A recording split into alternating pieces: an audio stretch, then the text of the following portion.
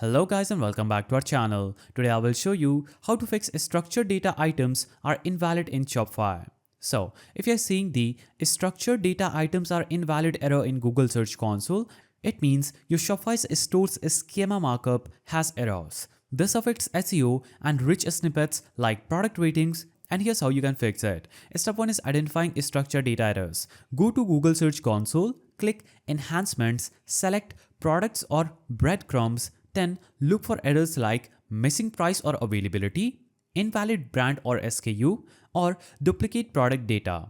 Copy the error details for reference. Step 2 is testing your Shopify's schema markup. Simply navigate to Google's Rich Results Test, then enter the product page URL and click Test URL. Now review the structured data errors in product, breadcrumbs, or offer section. Now, step 3 is fixing the missing or incorrect schema in Shopify.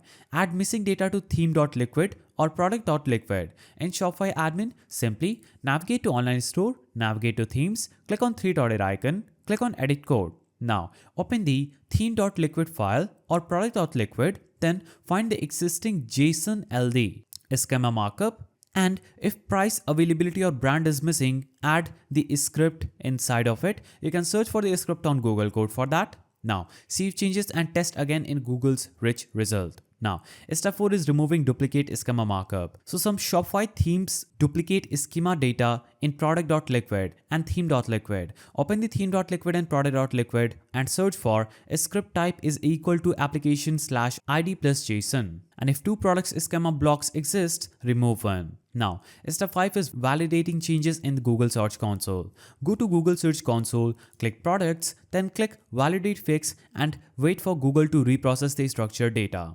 And your Shopify's structured data errors are now fixed. If this guide helped, like and subscribe for more Shopify SEO tutorials. See you in the next one.